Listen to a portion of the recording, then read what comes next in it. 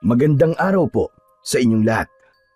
Narito na naman po tayo sa paglalahad ng kakaibang kwento na susubok sa katatagan ng ating bida. Ang binatang si Apollo na sa kabila ng kapansanan ay naging isang tagapagligtas ng mga tao. Hinarap niya ang hari ng Aswang Kabaw sa tulong ng nakuha niyang tungkod ng tikbalang at ng kanyang naging kaibigang si Teryo. Ano ang matutuklasan niyang lihim sa kanyang totoong pagkatao? Maibabalik kaya niya sa kaharian ng Sinbar ang mga nakatakas na bilanggo? Sama-sama po nating pakinggan ang buhay at pakikipagsapalaran ni Apollo, ang binatang nakakuha sa tungkod ng tikbalang. Abay gising na! Tanghali na nakailata ka pa rin sa higaan! Buwisit na buhay to, oh! Nakapagsibak na ako ng kahoy, nakapagluto na rin ng almusal, nakapaglinis na ako ng bahay. Tapos ikaw na inutil ka, nakahiga ka pa rin. Dinaig mo pa ang senyorito, ah! Aba, itong nararapat sa'yo. Tsak gising pati ang kaluluwa mong hayop ka. Uy! Chong! Bakit niyo po ako binuhusan ng tubig? Magtatanong ka pa? Sa susunod, mainit na tubig na ang ibubuhos ko sa'yo. Aba, lahat kami nagtatrabaho na. Tapos ikaw nagpapasarap lang sa buhay mo. Aba, mahiyahiya ka naman pilay ka. Gumawa ka ng paraan nang magkaroon ka naman ng silbi. Pasensya na po kayo, Chong. 2:00 na po kasi ng madaling araw ako nakatulog dahil sa paghahanap ko po kay Teryo. Wala akong pakialam kung sinong Poncio Pilato pa ang hinanap mo kagabi. Wala ka na nga silbi. Nagpapaabot ka pa ng tanghali sa higaan. Talagang wala kang pakiramdam sa mga kasama mo sa bahay. Pero Chong, dapat po hindi niyo na ako binuhusan ng tubig. Saka bakit po ba kayo nagagalit? Ginising na lang po niyo sana ako. Alam ko naman po na palamunin lang po ako sa bahay na to at alam ko rin po na pilay ako at walang silbi. Pero nagtatrabaho naman po ako para kahit papano po meron po ako maiabot sa inyo. Kaya bakit po kung makapagsalita kayo parang wala akong nagagawang tama? Talagang wala ka nagagawang tama, si Raulo. Ang lintik na to, sumasagot-sagot pa. Hindi ka gumaya sa kuya mo si Paulo. Ayun, nasa bukid na agad. Nagtatrabaho na. Malaki ang tulong sa akin. Ay, nako, Diyos ko. Kung hindi ka lang talaga anak ni Isabel, matagal na kitang itinapon doon sa kakahuyan. Kung hindi rin naman po kayo naging asawa ng nanay ko, hindi ko rin naman po kayo irerespeto bilang isang amay. Ang totoo ko pong tatay, hindi ako sinaktan nun. Ni dulo ng daliri niya, hindi po lumapat sa mukha ko. Pero kayo po na pangalawang asawa lamang ng aking ina ay nagawa niyong saktan ako. Hindi naman po niyo ako totoong anak . Ano sabi mo? Sa susunod na mabanggit-banggit mo pa ang tatay mo sa harapan ko, hindi na ako magtitimpi ng galit para sa'yo. Manghihiram ka talaga ng mukha sa aso. Tandaan mo yan. Ayusin mo ang sarili mo at pastulin mo ang kabayo. Malapit ko na siyang ibenta. May kakausapin na akong bibili sa kabayo mo. At saka kung may bibili lang din ng tao, matagal na rin kitang ibinenta. Hindi niyo po gagawin yan. Ako po may-ari sa kabayong yun . At hindi niyo po siya maibibenta sa iba. Wala po kayong karapatan sa alaga ko. Lintik na yan. Magmula na mapunta kayo mag-iina sa pamamahay ko, may karapatan na rin ako sa mga buhay nyo. Pati sa kabayo mo, Apollo. Dahil ako nagpapakain sa inyo lahat. Wala ka na magagawa. Nakahanap na ako ng bibili sa kanya. Hindi ako makakapayag. Siya na lamang nagmamalasakit sa akin. At alaala ko pa siya sa akin na matay na ama. Sinabing wag mo nang mabanggit-banggit ang tatay mo sa harapan ko . Talaga bang gusto mo masaktan, ha? Bakit po ba? Umaasa po ba kayo mapapalitan niyo ang pwesto ni tatay sa puso ni nanay? Nagkakamali ka. Dahil hindi ka marunong magmahal. Hindi ko nga po alam kung saan ka nang galing . Bigla na lamang kayo nagpakita sa bahay. 3 araw pagkatapos ng libing ng aking ama. Bantay sa lakay kayo, Chong! Dala ng matinding bugso ng damdamin, ang nakatayong si Mang Ben ay inilang hakbang lang ang paglapit sa binata. Piniga nito ng kamay ang bibig ni Apollo hanggang sa dumugo yun. Kitang-kita ni Apollo ang panlilisik ng mga mata ni Mang Ben habang titig na titig ito sa kanya. Naramdaman niya ang pagbaon ng kuko nito sa kanyang pisngi. Mabilis niyang nahawakan ang malakas nitong kamay at pilit niya yung tinatanggal. Kaya lang, ay walang nagawa ang pagpupumiglas niya. Isang pagbabanta ang binitiwan nito.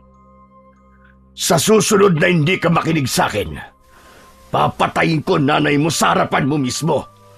Naiintindihan mo? Sabay bitaw sa kanyang pisngi at layo sa kanyang harapan. Naramdaman niya ang pamamanhid ng kanyang bibig, pero matapang niyang sinalubong ang tingin nito. Hindi niyo magagawang saktan ng nanay ko dahil ako mismo ang papatay sa inyo pag ginawa niyo yun. Tandaan mo yan.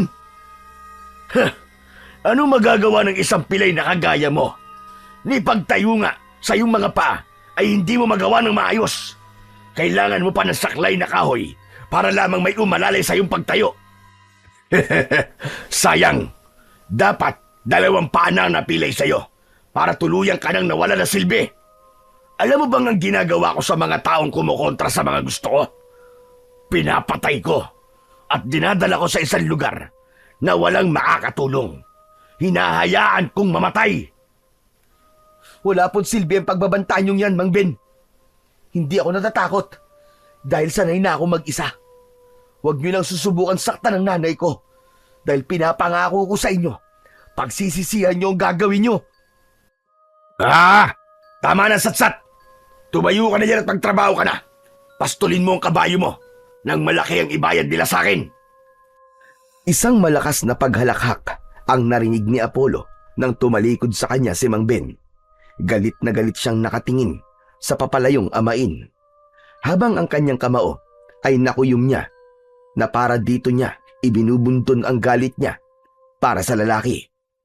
Dahan-dahan siyang tumayo. Inabot niya ang kanyang nag-iisang saklay na nakasandal sa dingding na gawa sa kawayang sawali. Tumutulo pa ang tubig sa kanyang banig na gawa naman sa abaka, habang ang kanyang kumot ay nabasa na rin dahil sa isang timbang tubig na ibinuhos sa kanya. 5 taong gulang pa lang siya nang mamatay ang kanyang ama sa isang aksidente. Natatandaan pa niya, kasama niya ang kanyang ama sa gubat habang nagpuputol ng kahoy ng nara. Yun ang trabaho ng kanyang ama, ang magputol ng malalaking puno sa gubat sa legal na pamamaraan. Kaya lang, dahil sa kagustuhan niya na sumama sa kanyang ama, napilitan itong isama siya. Hindi sinasadyang inatake sila ng mababangis na hayop sa gubat, at dahil bata pa siya noon, nadaganan siya ng mga kahoy kaya napilay ang isa niyang paa. Sa kasamaang palad, iniligtas siya ng kanyang ama kaya ito ang nabagsakan ng malaking kahoy na nara. Halos hindi makilala ang kanyang amang si Mang Soren nang matagpuan ng mga rescuer dahil nadurog ang katawan nito sa lakas ng pagkakabagsak ng katawan ng puno ng nara. At nakita nga niya ang kabayong si Terio na nakahiga rin sa kanyang tabi. May sugat din ito sa binti at inakala ng mga tao ay alaga yon ni Mang Soren. Magmula ng araw na yon ay palagi niyang nakakasama ang kulay itim na kabayo, pero lumayo rin ang loob ng kanyang kuya Paulo sa kanya. Palagi siya nitong inaasar at kung minsan ay sinasaktan siya. Pakiramdam niya ay sa kanya isinisisi ng kanyang kapatid ang pagkawala ng kanilang ama. Sa lahat ng mga nangyari, siya ang pinaka naaapektuhan dahil hanggang ngayon nakakulong pa rin siya sa pagsisisi na sana ay siya na lamang ang namatay. Pati na ang bigat sa kanyang dibdib sa isang lihim na sama ng loob niya sa kanyang kapatid. Dahan-dahan siyang umupo sa sahig. Umagos ang kanyang mga luwa sa pisngi at pinupukpok ng kamay ang kanyang kanang paa na hindi na nakakalakad. Inutil! Inutil! Inutil! Wala kang silbi! Wala kang silbi! Pinatay ko si tatay! Pinatay ko siya! Dahil sa paa ko! Dahil sa bisit na paa na to! Dahil sumama ako ng araw na yon! Kung hindi ko ginawa yon, baka buhay pa sana si tatay! Yun ang eksenang nadatnan ni Aling Sabel. Gulat na gulat itong napatingin sa nakaupong si Apollo habang walang tigil na sinasaktan ang sarili. Mabilis itong lumapit sa kanya at pinigilan ang kanyang kamay. Anak! Anak, ano ka ba? Itigil mo yan! Ano bang ginagawa mo? Bakit mo sinasaktan ang paa mo? Bitiwan niyo po ako, Nay! Pabayaan niyo ako! Hindi po ba tinutil ako? Walang silbi? Bakit buhay pa ako? Bakit hinayaan ng Diyos na si tatay ang mamatay at hindi ako? Wala sana ako sa kalagayan ko ngayon, Nay. Gusto ko na pong mamatay. Pagod na po ako sa buhay ko. Tama na, anak. Huwag mong sabihin yan. Ano ba nangyari sa'yo? Bakit ba basang-basa ang damit mo? Sinaktan ka na naman ba ni Ben? Kung sabihin ko po sa inyo binuhusan niya ako ng tubig kanina, maniniwala po ba kayo? Hihiwalayan niyo na po ba walang yang yun, Nay? Anak, hindi madali ang sinasabi mo. Bakit ka ba nagagalit sa tiyo mo? Mabuti siyang tao. Inaalagaan niya tayo. Nay, masama po siyang tao.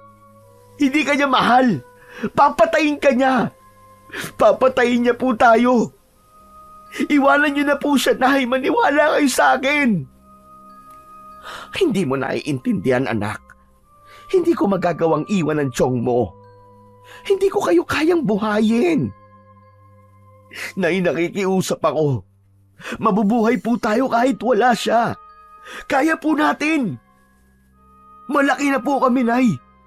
Kaya na nating mabuhay nang hindi umaasa sa kanya. Sige na, Nay. Hirap na ako dito, Nay. Huwag kang panghinaan ng loob, anak. Umaasa pa rin ako magbabago si Ben at matatanggap mo rin siya. Hindi natin siya pwedeng iwan. Lalo ka na. Paano na tayo mabubuhay nito? Nay, bakit po siya ang ipinalit niyo kay tatay? Kaya nga po nagsisisi na ako kung bakit namatay pa ang aking ama. Sana ako na lang ang namatay. Umigil ka, Apollo. Huwag mong sabihin yan. Hindi ba? Mas dapat mong pahalagahan ang buhay mo dahil ibinuwis ang iyong ama ang kanyang buhay para mailigtas ka. Wala na po, Nay. Wala na akong pag-asa. Wala akong silbi. Bakit pa ako nabubuhay? Anong silbi ko sa mundo?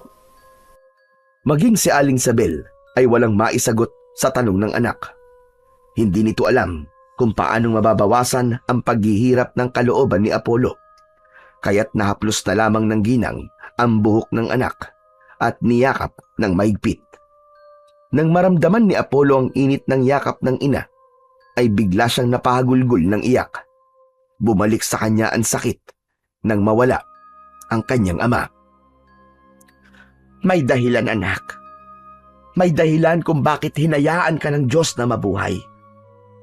Patawarin mo si nanay kung wala man lang akong nagawa para sa iyo. Wala man lang akong nagawa kung paano mababawasan ang bigat sa dibdib mo, anak. Hindi mo kasalanan ang pagkamatay ni Soren. Siya ang pumili ng kapalaran niya para iligtas ang buhay mo, anak. Kaya wag mong sisihin ang sarili mo dahil walang may gustong mamatay siya. Aksidente ang mangyaring yun. Saka bumitaw si Aling Sabel sa pagkakayakap nito sa kumalma na si Apollo. Muling pinagmasdan nito ang mukha ni Apollo at nagsalita. Sige na, anak. Pumunta ka na ulit sa gubat kasama si Teryo. Pastulin mo siya hanggang sa makalimutan mo ulit ang sakit. Libangin mo ang sarili mo, anak. Alam mo bang masakit din sa akin nang makita kang nagkakaganyan? 13 taon nang nakakalipas. Kalimutan mo na, anak, ang mga nangyari. Nay, paano ko pong kalilimutan si tatay? Araw-araw ko pong nakikita ang balikong paa. 18 taong gulang na po ako, pero ang paa ko, hindi kagaya sa kabila kong paa. Para po akong araw-araw na pinaparusahan. Magagawa mo rin yun, anak. Makakalimutan mo rin ang tatay mo. Umiwas ka muna kay Ben nang hindi kanya palaging sinasaktan. Gayahin mo ang Kuya Paulo mo. Malapit silang dalawa sa isa't isa kasi sinusunod niyan lahat ng gusto ng Tiyo Ben mo. Matatanggap mo rin siya na siya na ang bago kong asawa at bagong ama mo. Sa isip ni Apollo ay hindi mangyayari ang sinasabi ng kanyang ina tungkol sa pagtanggap niya kay Mang Ben. Sa una pa lang ng pagkikita nila at pagtira nito sa bahay nila dati, mabigat na ang loob niya sa pangalawang asawa ng kanyang ina. Hindi siya makapaniwalang 3 araw lang ang lumipas ay nagawa na kagad ng kanyang ina na maghanap ng bagong asawa. Pero hindi niya magawang magalit sa kanyang ina. Sa lalaki siya nagagalit dahil pakiramdam niya sinamantala ni Mang Ben ang kahinaan ng kanyang ina. Nang umalis na ang kanyang ina sa loob ng kanyang silid, ay mabilis din siyang nagpalit ng damit. Naregalo pa sa kanya ni Aling Sabel nang siya ay binigyan ng parangal noon sa pabilisan ng pagtakbo kalaban ang mga katulad niyang pilay. Marami ang natuwa sa determinasyong ipinakita niya, habang marami naman ang nagalit dahil ginagawa raw katatawanan ang kanilang mga kapansanan. Pero para kay Apollo, yun lang ang nagawa niyang tama para sa sarili niya dahil nagkaroon siya ng karangalan sa pagtakbo sa kabila ng kanyang kalagayan. Nang matapos sa pagbibihis at paghahanda sa paglalakad, ay lumabas na siya ng kanilang bahay na gawa sa purong sawali ng kawayan, habang ang bubong naman ay gawa sa dahon ng anahaw. Ilang minuto ang kanyang ginugol sa paglalakad para makarating sa kinaroroonan ng kanyang alagang kabayo. Si Teryo, mula sa kanyang kinatatayuan, ay nakita niyang abala ito sa pagsabsab ng mga damong bag-angan o damon ligaw.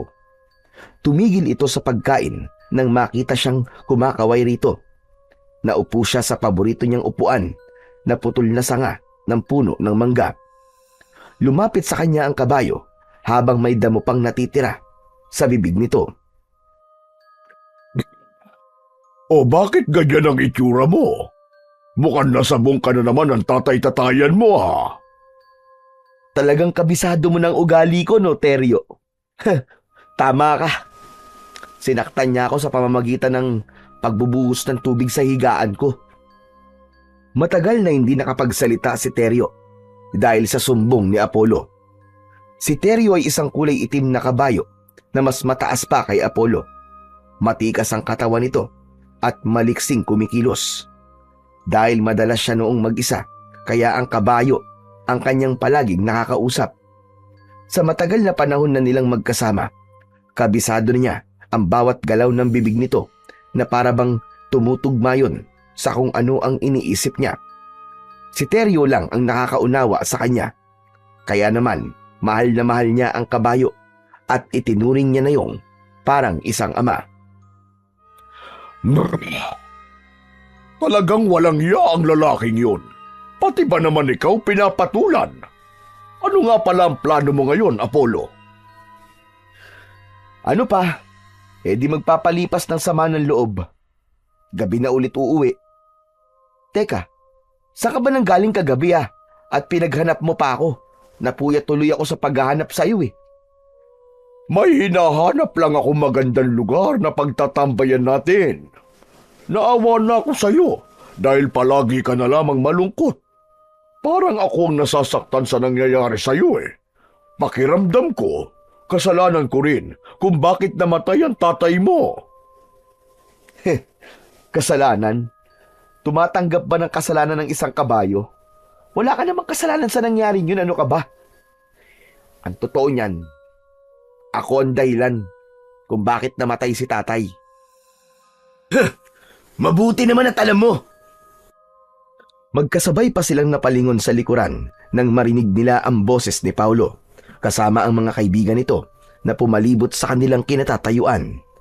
Mga nakangisi ang mga ito at kung umasta ang kanyang kapatid ay para siyang ibang tao. Ang 4 na lalaking kasama nito na may dalang karet o panggapas ng palay ay umaaligid sa kanya na parabang naghahamon ng away. Napatayo siya at humarap sa kapatid. Kuya, Huwag mo nga ako matawag-tawag na kuya. Dahil hindi kita kapatid. Pinagtataasan ako ng balahibo sa katawan kapag naririnig ko ang pagtawag mo sa akin na kuya. Alam mo bang, para sa akin, patay na rin ang kapatid ko. Inilibing na siya, kasama ni tatay. Apollo, huwag mong pansinin ang sinasabi ng kapatid mo. Ang totoo ay mahal ka ng kapatid mo. Hindi totoo yan, Teryo. Hindi ako mahal ng kapatid ko. Ano? Ano sabi mo? Kausap mo na naman ang kabayong to, no? Umiral na naman ang pagiging siraulo mo. Hindi kita masisisi, kuya. Kumagalit ka sa akin. Pero alam mo, yun nga rin ang iniisip ko eh. Sana ako na lang talaga ang namatay. At hindi si tatay. Sus! Kunwari ka pang hindi alam ang totoong nangyari. Talaga namang ikaw ang dahilan kung bakit namatay si tatay eh. Dahil iniligtas ka niya. Kayong dalawa ng kabayo mo. Magsama kayo. Hindi na sana ako dadaan dito dahil kumukulo lang ang dugo ko sa tuwing nakikita kita. Kaya lang hindi ko matiis eh. Gusto kong araw-araw na makitang nasasaktan ka. Dahil kulang pa yan sa lahat ng hirap ng dinanas ko. Magmula nang mamatay si tatay. Kuya, ama ko rin ang namatay. Tatay ko rin siya. Kaya kung nasasaktan ka, mas nasaktan ako. Dahil ako naging dahilan kung bakit nawala si tatay. Hindi lang ikaw ang dahilan, Apollo. Isaksak mo dyan sa isip mo na kasalanan mo ang lahat. Kasalanan mo kung bakit namatay si tatay. Sana, ikaw na lang ang namatay. Tila kutsilyong paulit-ulit na sumasaksak sa kanyang dibdib ang mga sinabing yon ng kanyang kuya Paulo. Bakas sa mga mata nito ang galit at takma pa sanang susuntukin siya nito sa muka. Mabuti na lamang at mabilis na iniharang ni Teryo ang katawan nito sa kapatid. Si Teryo ang madalas na sumasalo sa pananakit ng kanyang kapatid. Kaya ang suntok sanang tatama sa kanyang muka ay sa tagiliran ng kabayo tumama. Nabawi ni Paulo ang sariling kamao at napamura dahil sa sakit. Dahil sa inis ay sinipa pa nito ang paa ng kabayo na hindi naman natinag at hindi umalis sa kanyang harapan para protektahan siya mula sa kanyang kuya. Subukan mo lang na umuwi sa bahay at babasagin ko talaga ang pagmumukha mo. Magsama kayo ng kabayo mo. Tutal ilang araw na lang naman ang titiisin ko. Hindi ko na makikita ang hayop na kabayong yan dahil malapit na siyang maibenta. Kung ganun, ikaw ang nagsabi kay Chong na ibenta ang kabayo ko? Kabayo. Kay tatay yan. Kaya may karapatan din ako sa kabayong yan. Pag-aatian namin ni Chong Ben ang perang kikitain sa pagbebenta ng kabayong yan. At hindi ka namin hahatian.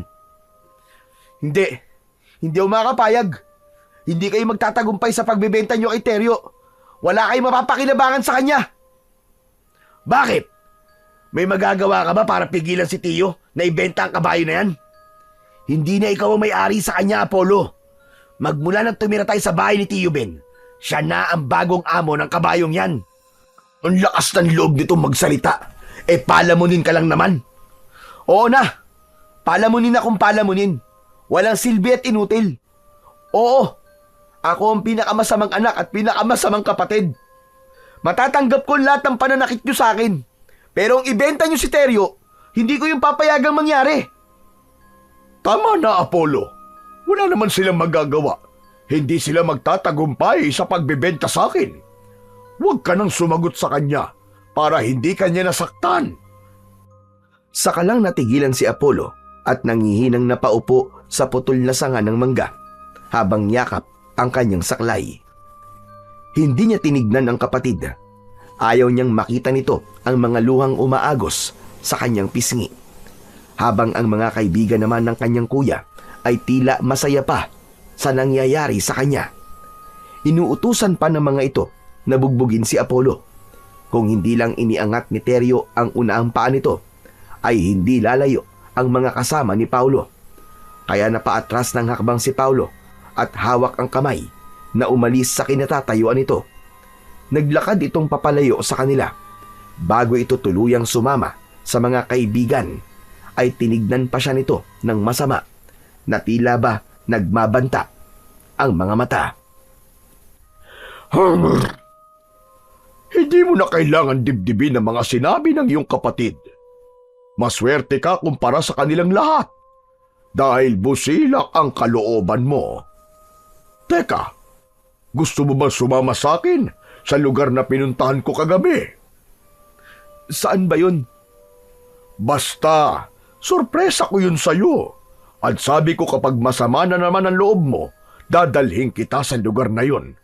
Dito man lang makaganti ako ng utang na loob sa pagkakaligtas ng iyong ama sa akin. Pambihira naman, oh. Para ka na talagang tao mag-isip, ah. Kung minsan naiisip ko na baka nasisiraan na talaga ako ng ulo, dahil naiintindihan kita at nakakausap. Kahit hindi ka naman totoong nagsasalita. Ay, ewan ko ba sa sarili ko. Hindi ko alam kung bakit nalalaman ko kung anong iniisip mo. Aba, syempre. Matagal na tayo magkasama. Simula ng bata ka, ako na ang kausap mo, hindi ba?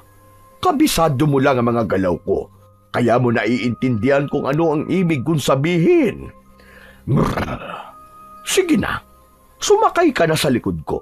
Sandali at luluhod lang ako para mas mabilis kang makasampa sa likod ko. Paano naman itong saklay ko? Dalhin mo na yan. Mag-iingat naman ako sa paghakbang para hindi ka mahulog. Ganun nga ang ginawa ni Teryo sa harapan ni Apollo. Ibinaba nito ang katawan para makasampa siya sa likod ng kaibigang kabayo. Nagsimula itong maglakad at nag-usap habang tinatahak ang daan, papasok sa kagubatan. Alam mo bang meron akong alam tungkol sa mga mahika? Mukhang gumagaling na ang kakayahan mong manlibang ng tao katulad ko, Teryo. Ano ba tungkol sa mahika? Mahika o kapangyarihan, kakayahang tataglayin ng magkakamit ng agimat, butya at kung ano-anong mga bagay na kinakapitan ng malakas na kapangyarihan. Pero ang pinakamalakas na kapangyarihan sa lahat ay ang tungkod ng isang tikbalang. Aba. Mukhang magandang ikikwento mo sa akin, ah. Ano ang tungkol sa tungkod ng tikbalang, Teryo? Merong isang engkantadong tikbalang ang isinumpa dahil sa panggugulo niya noon sa mga tao. Isang malakas na diwata ang sumumpa sa kanya. Siya ang makapangyarihang diwata na nagbabantay sa tubig. Si Diwatang Agwada. Uy, ang ganda naman ng pangalan ng diwata. Diwatang Agwada. Tama ka. Pero maganda rin ang kalooban ni Diwatang Agwada. Sayang lang at katulad ng tikbalang ay isinumpa rin ng diwatang ito ng kalikasan dahil sa isang mabigat na kasalanan. Grabe, isinumpa niya yung tikbalang. Pagkatapos ang diwata naman, isinumpa ng kalikasan. Uy, paano naman nangyari yun? Ganito kasi yun, Apollo. Makinig kang mabuti. Ang tikbalang ay masama ang ugali. Mapagsamantala sa hayop, lalo na sa mga kabayo. Ayaw ng tikbalang na ito na nakakakita ng mga kabayo. Ayaw niya rin makakita ng mga tao at mahilig manggulo sa mga tao. Bilang parusa, ang tikbalang ay inalisan ng kapangyarihan sa pamamagitan ng pagkuha ng makapangyarihan nitong tungkod. Ibinigay yon sa mga tagapagbantay ng lagusan ng engkanto na isang taong alupihan para paslangin ang sino mang magtatangkang kumuha sa tungkod na yon. Anong koneksyon ng tungkod sa diwata? Bakit siya naparusahan?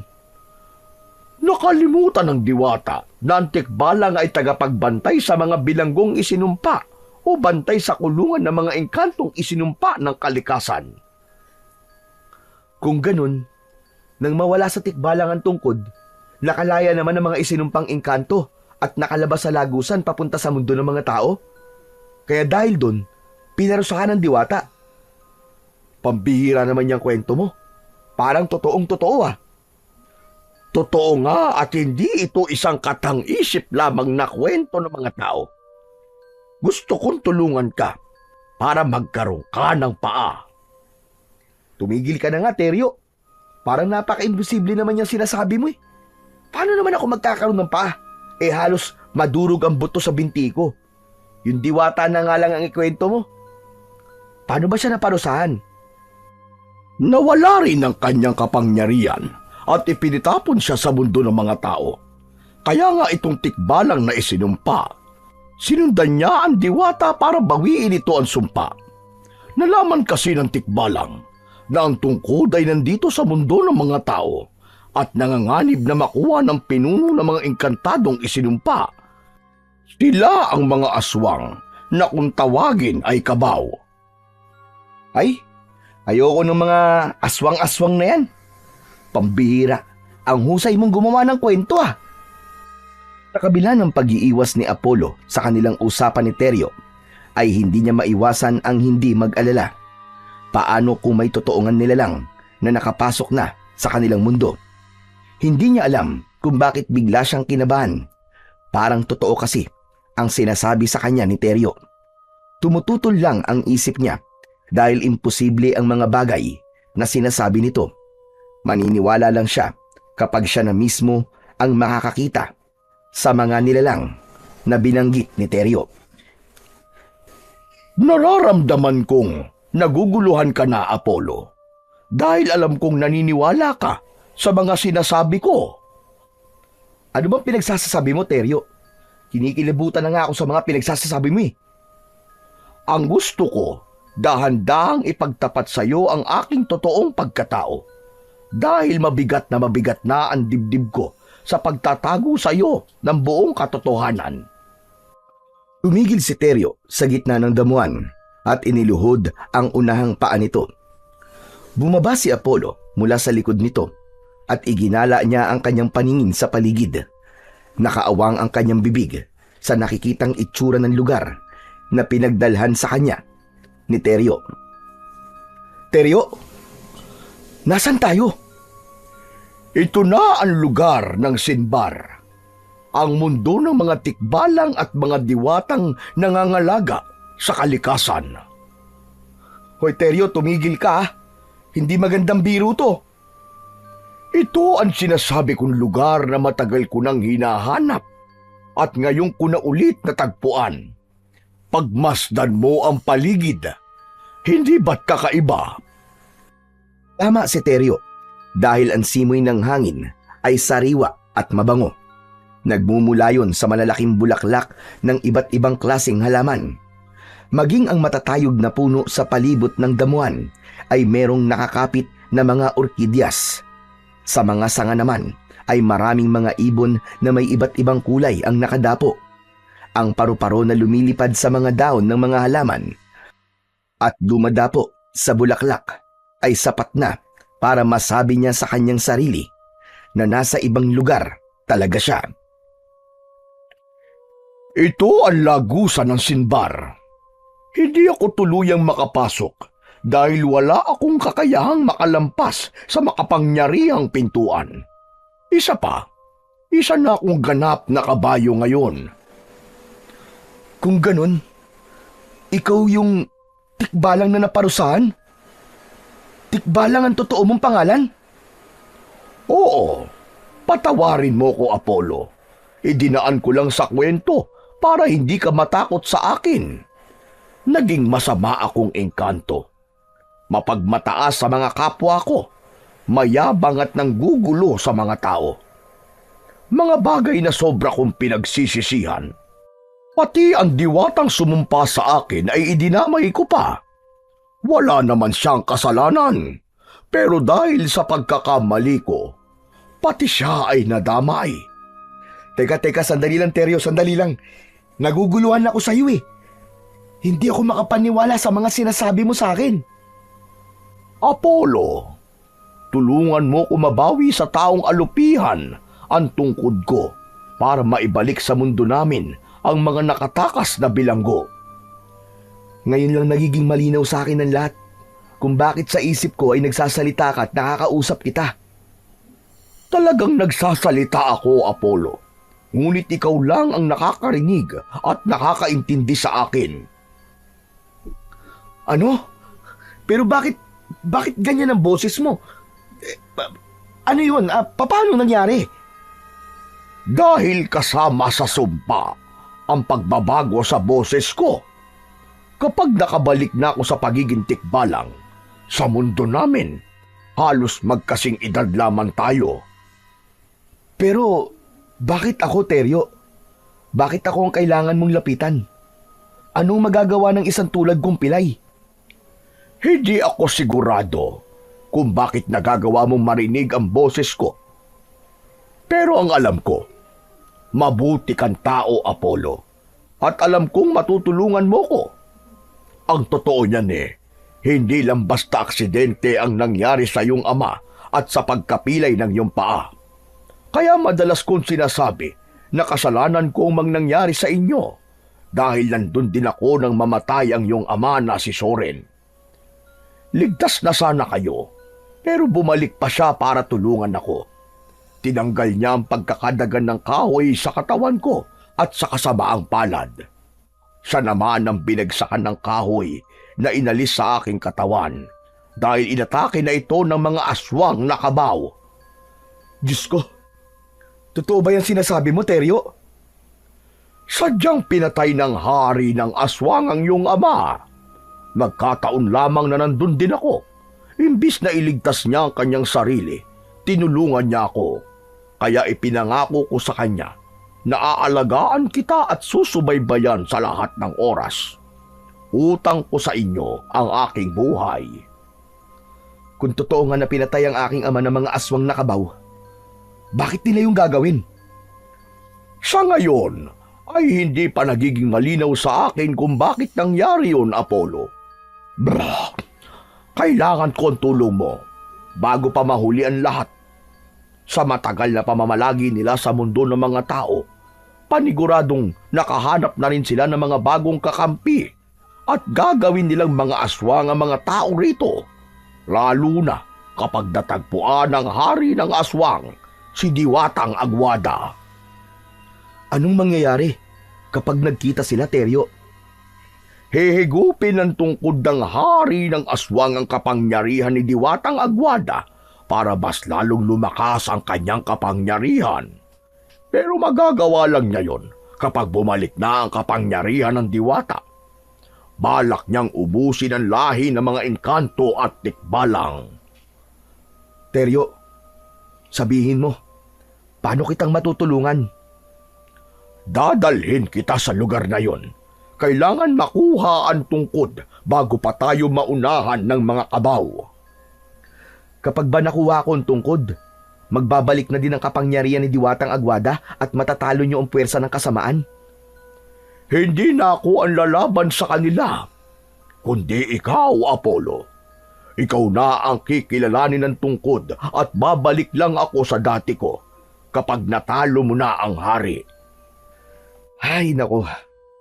Mabibigo lamang tayo kapag ako ang aasahan mo, Teryo. Tignan mo naman ang kalagayan ko. Pero dahil nalaman kong pinatay niya ang aking ama, nararapat lamang nalabanan ko siya. Si Haring Solomon ang engkantadong may taglay ng kapangyarihang apoy.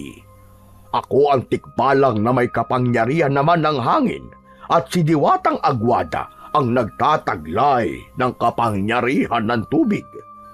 Magagawa mo maglakad kapag napunta na sa kamay mo ang kapangyarihan ng tungkod. Hanggang ngayon, Teryo, hindi pa rin ako makapaniwalang nangyayari sa akin to. Ang dapat na paghandaan natin ay kung paano mong makukuha ang tungkod. Mapanganib ang nilalang na nagbabantay sa mga isinumpang kapangyarihan. Kaya nag-aalala ko para sa'yo. Kaya natin to, Teryo. Gusto ko makatulong sa'yo para mabigyan na rin ng hustisya ang nangyari sa aking ama. Tandaan mong ang sobrang galit ay magdadala sa'yo sa kapahamakan. Pigilan mong nararamdaman mong galit. Sa halip, ipagdasal natin sa Diyos na may kapal na sana ay magtagumpay tayo sa pagkuha ng tungkod sa taong alupihan. Halika, sumakay ka na sa likod ko. Saan tayo pupunta, Teryo? Sa bahay ng taong alupihan kung saan doon nakatago ang aking tungkod. Handa ka na bang kunin yon? Pero Teryo, wala man lang tayong dalang armas o sandata na maipanlalaban sa kanya. Ang saklay mo, Apollo, anong ginagawa niyan? May magagawa rin yan para labanan ng tagapagbantay. Hindi naman natin siya papatayin eh. Ang kailangan lang ay matakasan natin siya at hindi niya tayo mapigilang lumapit sa tungkod ko. Pero kapag nasa harapan ka na ng mahiwagang tungkod, kailangan mong pumasa sa pagsubok na ibibigay niya sa'yo. Pagsubok? Paano kung hindi ko matakasan ng taong alupihan? Ikaw ang papatayin niya at gagawing kanyang pagkain. Sandali lang, Teryo. Parang may mali naman yata sa patakaran sa pagkuha ng tungkod na yun. Wala akong laban dun. Ayoko na. Hindi bali na lang. Hindi na ako sasakay sa likod mo. Huwag ka nang magdalawang isip sa pagkuha ng tungkod. Alalahanin mong sa tungkod na kasalalay ang buhay ng mga tao. Magkakaroon ka rin ng pagkakataong makalakad ulit. Ayaw mo bang muling makalakad? Ay, nako. Ang kulit. Para mo na rin sinasabing wala akong pagpipilian at wala akong karapatang umatras. Ganun na nga. Dahil ang sino mang may kakayahang marinig ang boses ko ang nakatakdang makabawi sa aking tungkod. Wala na ngang nagawa si Apollo, kundi ang bumuntong hininga habang nakatingin sa nakaluhod na si Teryo. Hindi siya maaaring sumuko. Kailangan niyang mailigtas ang mga tao. Saktong pagsakay ni Apollo ang pag-angat naman ng mga paa sa unahan ni Teryo. Sunod-sunod ang paghalinghing nito. Teryo, sandali. Gusto mo ba akong ihulog? Bakit ka ba bigla nagkakaganyan? Nararamdaman kong may banta ng panganib sa paligid. Kumapit kang mabuti, Apollo. Kailangan nating makalayo sa lagusan ng Sinbar. Ano? Saan ako kakapit dito? Laki-laki ng katawan mo, wala ka pang tali. Hala, oo nga. Pambihira, bakit hindi ko napansin na nawala ang tali mo sa leeg? Sadya kong inalis para malaya akong makagalaw. Sige na, yumakap ka mabuti sa leeg ko at kumapit ka sa buntot ko. Teka, paano sa saklay ko kung dalawang kamay ang hawak ko? Oo nga no, hindi mo pwedeng iwan ang saklay mo dahil may maitutulong din yan laban sa taong alupihan. Sa leeg mo na lang ako kakapit. Sige na. Kung nararamdaman mong may mga nilalang sa paligid, bilisan mo nang tumakbo. Dali! Hindi na nakapagsalita si Apollo nang biglang sumibad sa pagtakbo si Teryo. Hindi siya makapaniwalang mabilis tumakbo si Teryo dahil nasanay siyang dahan-dahan lang ito sa pagtakbo. Tila nararamdaman niya ang takot sa bawat paghalinghing ng kabayo. Diretso lamang ito sa pagtahak sa daan. Habang ang malakas na hampas ng hangin sa mukha ni Apollo ay nakakaramdam siya ng konting hapdi. Hindi niya na narinig na nagsalita si Teryo. Ang narinig na lamang niya ay ang malalim nitong paghinga, pati na ang ingay ng pagtama ng paa nito sa lupa. Maya-maya pa ay naisip niyang lumingon sa kanyang hulihan dahil bigla niyang narinig ang maraming yabag ng mga paa na sumusunod sa kanila. Halos manlaki ang mga mata ni Apollo nang makita ang mga nakasunod na kalabaw. Taong kalabaw na ang itsura ay sa tikbalang din. Ilan tinutukoy kong mga kabaw? Taong kalabaw na may lahing tikbalang dahil mga kauri ko sila na isinumpa dahil masasama silang nilalang. Diyos ko, para sila mga demonyong aswang na umahabol sa atin. Ang kanilang mga ulo ay sa kalabaw na panay ang singa ng kulay itim na usok mula sa kanilang ilong. Nakakatakot ang kanilang mga itsura, Teryo. Habang ang leeg hanggang bewang ay sa tao. At ang nakakakilabot sa kanilang anyo, kalahating kalabaw din ang katawan nila. Pero, bakit ba nila tayo hinahabol? Dahil naaamoy nila ako. Alam nilang taga-Sigbar din ako. Papatayin nila ako. Kaya kumapit ka ng mahigpit. Kailangan nating makalayo sa kanila. Sa bilis ng takbo ng kabayo ay tila hindi na nararamdaman ni Apollo na lumalapat pa ang paa nito sa lupa. Para na silang nakalutang sa hangin habang ang kanilang mga buhok ay nililipad ng hampas ng hangin. Mas hinigpitan ni Apollo ang pagkakakapit niya sa leeg ni Teryo. Ipinikit niya ang kanyang mga mata dahil halos wala na siyang makita. Kahit may araw pa ng mga oras na yun, hindi niya alam kung paanong nakakatagal ang mga kabaw sa sikat ng araw. Teka! Teryo! Akala ko ba ang aswang ay sa gabi lang umaatake? Bakit ganun? Hindi sila mga ordinaryong aswang dahil ang mga balat nila ay kasing kapal din ang balat ng kalabaw na hindi basta-basta tinatabla ng kahit na anong talim o init ng sikat ng araw. Tanging ang tungkod ko lang ang makakapatay sa kanila. Ngayong nakilala ka na nila, kasama ka na sa mga nilalang nahahabulin nila para patayin at gawing pagkain. Habol ang hininga ng kabayo na muling ipinagpatuloy ang pagtakbo nito hanggang sa nakarating na sila sa kakahuyan. Malayo na sila sa mga nilalang na humahabol sa kanila. Saglit na nagpahinga sa lilim ng puno si Teryo, habang si Apollo naman ay nasa likod pa rin ito. Teryo, nasa na ba tayo? Malapit na tayo sa kuweba, sa kinaroroonan ng aking tungkod. Mabuti na lang, nagawa natin sila matakasan, Teryo. Mas matatakot ka kapag ang hari nila ang nakaharap mo. Mabuti na lang hindi nila kasama si Haring Solomon. Paano mo nalaman na hindi nila kasama ang hari?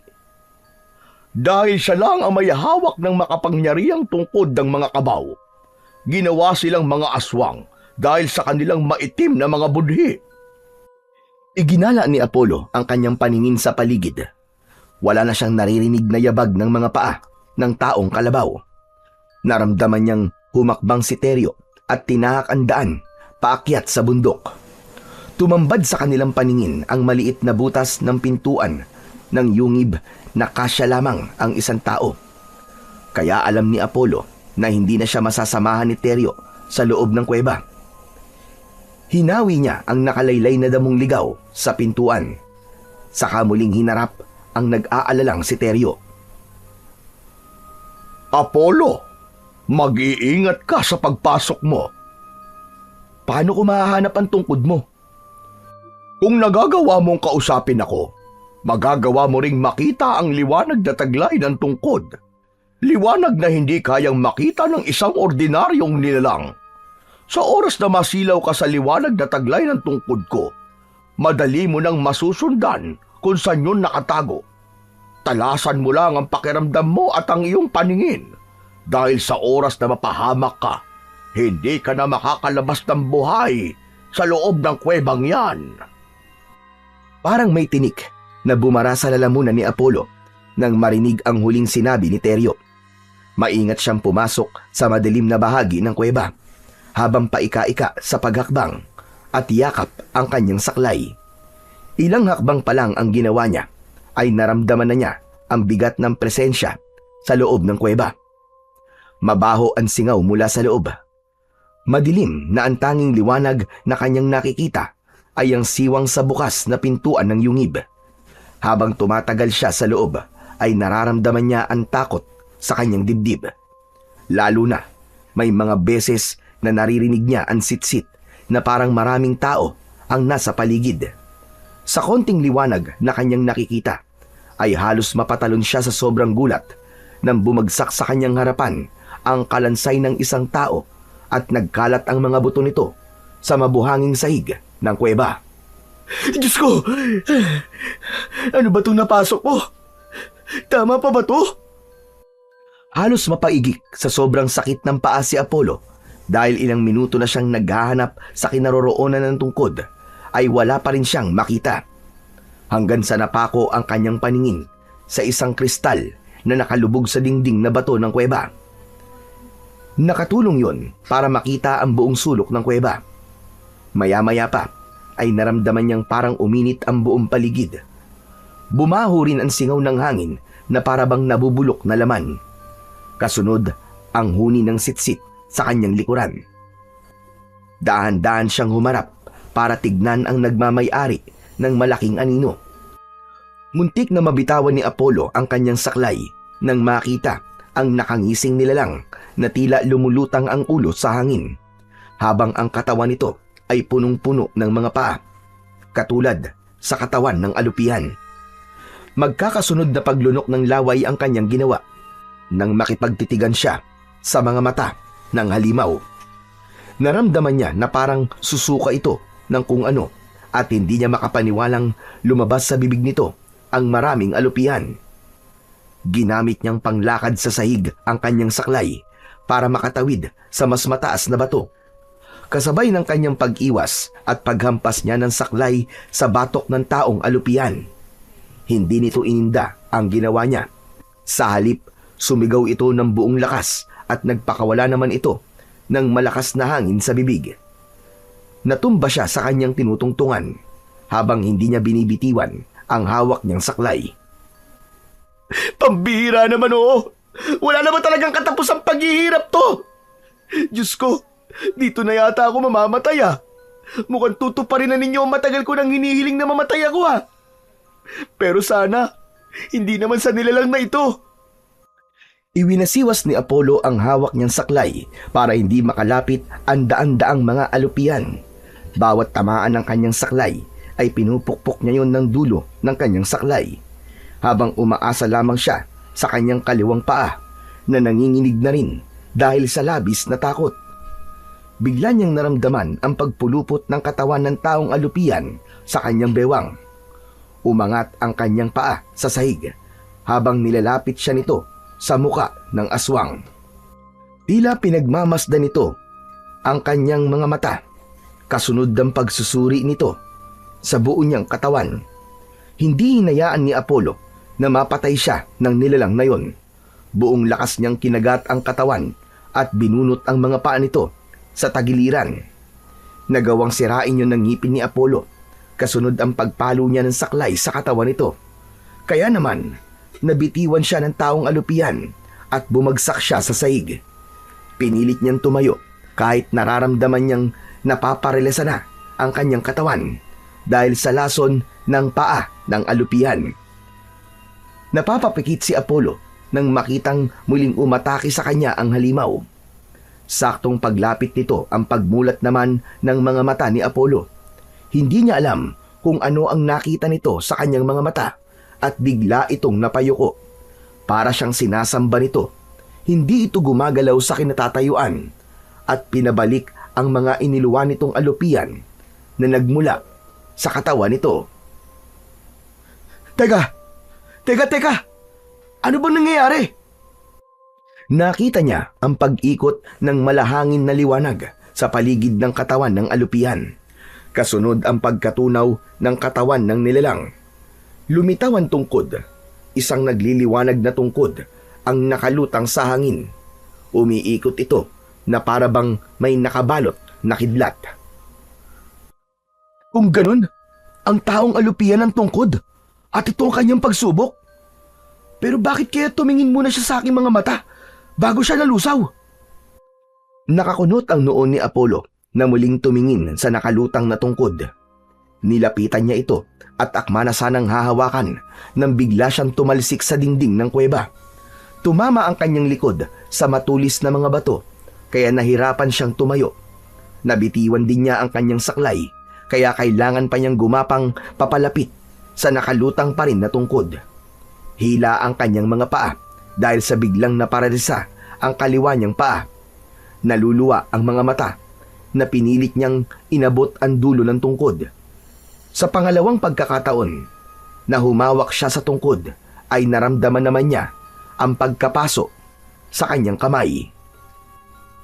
Ayaw magpakuha ng tungkod sa akin ah. Hindi kaya wala naman talaga akong kakayahang magmay-ari nito. Kailangan ko pang subukan. Kahit isa pa.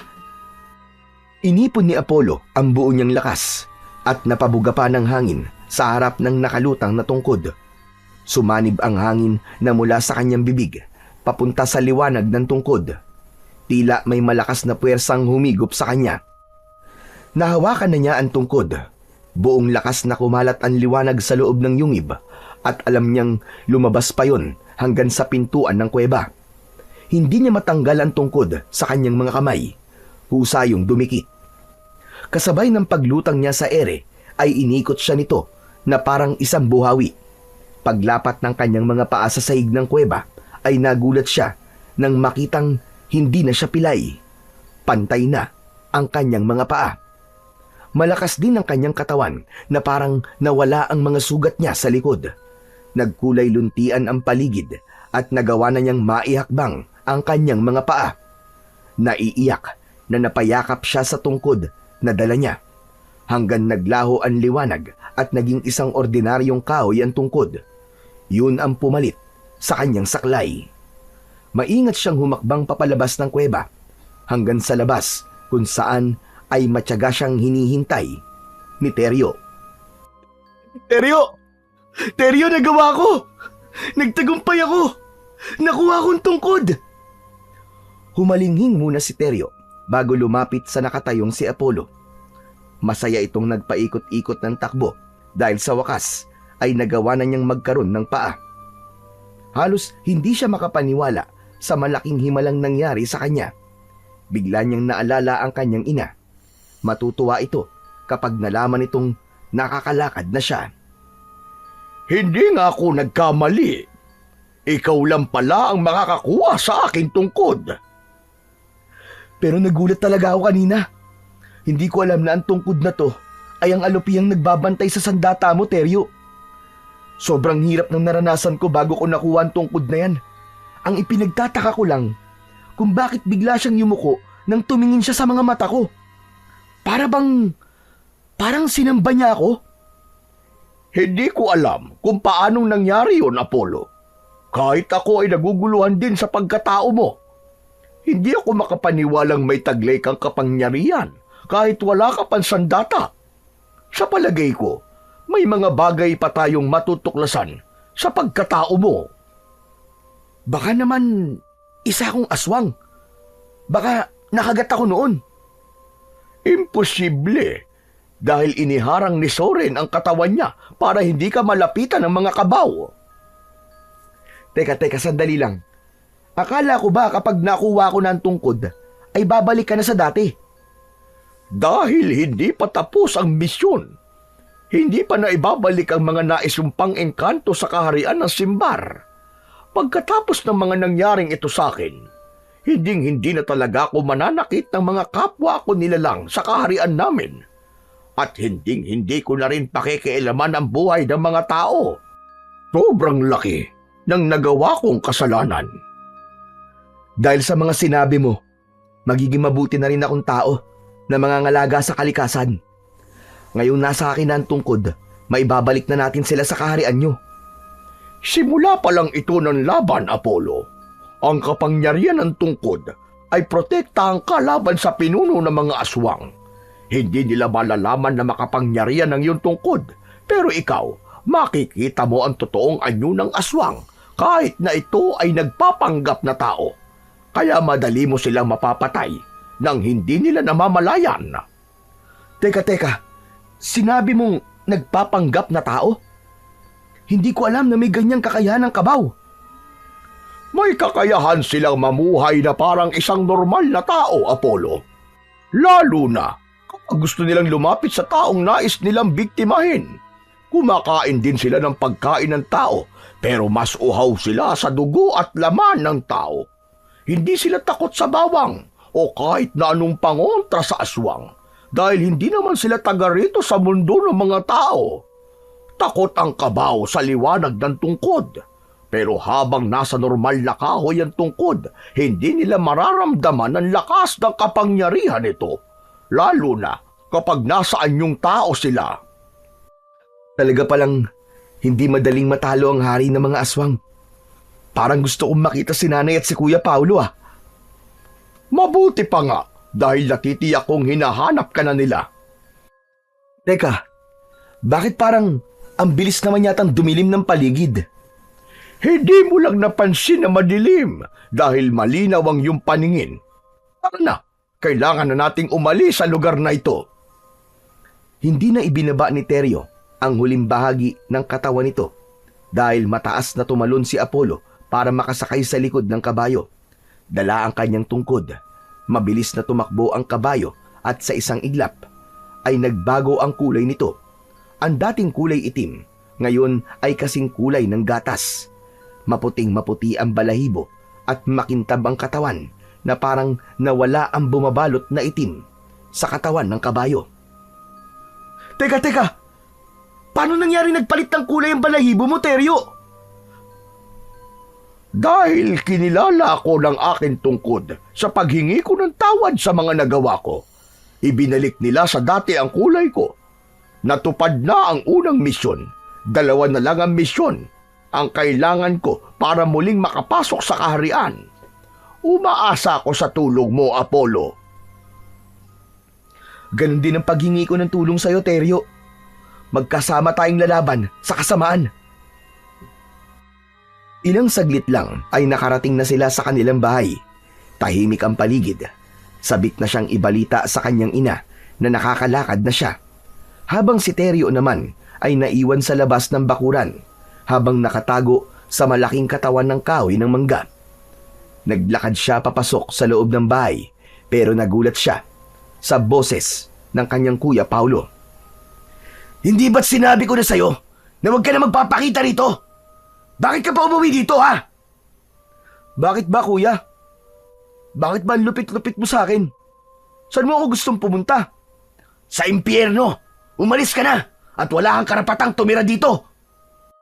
Hindi nito napapansin na hindi nasaklay ang hawak ni Apollo. Kailangan pa rin niyang magpanggap sa kapatid na pilay siya, maging sa kanyang pangalawang ama. Tangkasan ang papasok sa silid ni Aling Sabel si Apollo nang biglang dakutin ng kanyang kapatid ang kanyang damit at inihagis siya hanggang sa labas ng bahay. Hindi siya nakaramdam ng sakit dahil imbis na matumba ay nagawa niyang tumambling at patayong bumagsak sa lupa. Nagtataka man si Paulo ay nagawa na nitong suntukin sa mukha si Apollo. Ni hindi siya natinag o gumalaw sa kanyang kinatatayuan. Sa halip, pinigilan niya ang kamay nito na akma na sanang susuntok ulit sa mukha niya. Sa kanya pinilipit ang kamay ng kuya niya. Kaya naman napaluhod ito sa lupa dahil sa labis na sakit. Hindi niya binibitiwan ang kamao nito hanggang sa mapaluha na ito. Aray! Aray, bitiwan mo ang kamay ko! Nasasaktan ako, Apollo! Talaga masasaktan ka, kuya, kapag hindi mo itinigil ang pananakit mo sa akin. Sa loob ng maraming taon, tiniis ko ang mga pananakit mo dahil kapatid kita, kuya kita. Inaasahan kong magtatanggol sa akin kapag may nananakit sa akin. Pero nung ginawa mo, ikaw pa nananakit sa akin. Ikaw pa ang sisira sa pagkatao ko. Apollo, bitiwan mo ang kamay ko, aray! Nakalang binitiwan ni Apollo ang kamay ng kanyang kuya Paulo. Nakangiwi ang mukha nito dahil sa sakit ng kamao. Nagtataka itong napatitig sa kanya, maging sa kanyang paa. Pero hindi pa rin ito nahahalata na iba na ang kilos ni Apollo. Mas nanaig dito ang galit para sa nakababatang kapatid. Kung hindi mo ako matatanggap na kapatid, hindi ko ipagsisiksikan ang sarili ko sa'yo. Pero si nanay, kailangan ko siya at wala kang karapatang pagbawalan akong lumapit sa kanya. Talaga bang sinusubukan mo ko, ha, Apollo? Muling tumayo si Paulo at inatake nito ng suntok si Apollo, pero bawat pag-atake nito sa kanya ay naiiwasan niya na para bang hangin sa bilis. Kasabay ng pag-iwas ni Apollo kay Paulo, ang kontroladong suntok sa tiyan nito ang iginanti niya. Alam niyang hindi na isang ordinaryong lakas ang taglay niya, kaya sinikap pa rin niyang hindi masyadong masaktan ang kanyang kuya. Bumagsak sa lupa si Paulo. Sa kanya ito kinausap. Ikaw ang panganay, kuya. Ikaw ang nakakatanda. Kaya dapat marunong kang lumagay sa kalagayan mo. Gumawa ka na mabuti para irespeto kita. Mahal kita, kuya, dahil kapatid kita. Kaya kung hindi ka titigil sa ginagawa mo, hindi na rin kita ituturing na kapatid. Hayop ka! Kung makapagsalita ka, kala mo kung sino ka. Eh, ikaw naman ang pumatay kay tatay eh. Hindi ko siya pinatay. Pinatay siya ng mga aswang at alam ko ang lahat. Alam ko na rin na nandun ka ng mga oras na yun. Pero iniwan mo kami ni tatay, di ba? Sarili mo lang ang ligtas mo. at naghanap ka ng masisisi. Huwag ka na magkunwari, kuya. May kasalanan ka rin dahil iniwan mo kami. Ilang taong kong itinago sa dibdib ko. Pero naaalala ko pa rin nung oras na iniwan mo ko. Pero sumusobra ka na. Hindi na tama tong ginagawa mo. Parang hindi mo ako kapatid kong ituring. Dala ng galit ay iniwan ni Apollo ang nakahigang kapatid. Nawala ang galit sa mukha ni Paulo at napahagulgul ito ng iyak habang nakasubsob ang muka sa palad. Habang si Apollo ay tinungo ang silid ng ina, ngunit nakaramdam siya ng kaba nang napansin niya na tahimik ang loob ng silid. Dahan-dahan niyang hinawi ang kurtina ng kwarto, subalit wala ang kanyang ina roon. Bumalik siya sa labas ng bahay kung saan ay nakita niyang nakatayo na ang kanyang kuya habang pinipispisan ang narumihang damit. Nasaan si nanay, kuya? Nasaan si nanay? Ano bang klaseng tanong yan? Wala si nanay sa kwarto niya. Huwag mong sabihin hindi mo alam kung nasaan si nanay. Tanungin mo si Tio Ben. Hindi ko alam kung saan nagpunta si nanay. Ikaw kasalanan mo kapag umalis si nanay. Paniguradong hinahanap ka niya sa pinagpastulan mo ng kabayo. Ano? Hindi siya dapat pumunta sa gubat ng mag-isa. Hindi yun pupunta sa gubat ng mag-isa. Kung nakita ka niya kaagad, baka isinama niya si Tio Ben. Pambihira ka ring anak, no? Hindi ka man lang nag-aalala para kay nanay. Bakit ako mag-aalala? May kasama naman yun. Isa pa, kasalanan niya. Alam naman niyang gabi na pero umalis pa rin siya para hanapin ka. Ikaw ang dapat na mag-alala dahil kapag may nangyaring masama kay nanay, talagang mapapatay na kita. Mas lalong lumakas ang kaba sa dibdib ni Apollo nang marinig ang sinabi ng kanyang kuya. Inilinga niya ang kanyang paningin sa buong paligid, subalit puro kadiliman lang ang nakikita niya. Hindi na siya mapakali. Hindi na niya maintindihan ang nararamdamang takot, lalo na nang mahagip ng kanyang mga mata ang lalaking papalapit sa kanilang kinaroroonan. Humigpit ang kapit niya sa kanyang tungkod dahil ang nakikita niyang nilalang ay ang kanyang Tio Ben, isang nakakatakot na nilalang na merong dalawang sungay. May hawak itong tungkod na parang gawa sa isang baging. Kasunod ang malakas na paghalinghing ng kabayo sa labas ng bakuran. Tama si Teryo. Makikita niya na ang mga nilalang na nag-aanyong tao. Nagkunwari siyang hindi niya nakikita ang totoong itsura ng kanyang Tio Ben. Naluluwa ang kanyang mga matang pigil ang galit. Wala ang kanyang ina. Hindi nito kasama at malakas ang kutob niyang may ginawa na itong masama sa kanyang ina. Tio Ben, nasan po si nanay? Hayop ka! Pagkatapos mong hindi umuwi ng maaga, magtatanong ka kung nasaan ang nanay mo. Umalis siya mag-isa. Hinanap ka ron sa gubat. Hindi totoo yan. Hindi nawawala si nanay. Ilabas mo siya. Nasaan si nanay? Hindi ko nga alam. Hinanap ko rin siya. Bakit ba nagkakaganyan ka, ha? Kung talaga nag-aalala ka para sa nanay mo, hanapin mo. Hindi yung ako lang ang naghahanap sa kanya. Halos bumaon ang kuko ni Apollo sa kanyang palad sa pagtitimpi na wag suntukin ang halimaw. Malinaw niyang nakikita ang tunay nitong itsura kahit pa nasa katauhan nito ni Mang Ben. Matagal na pala nilang kasama ang hari ng mga kabaw.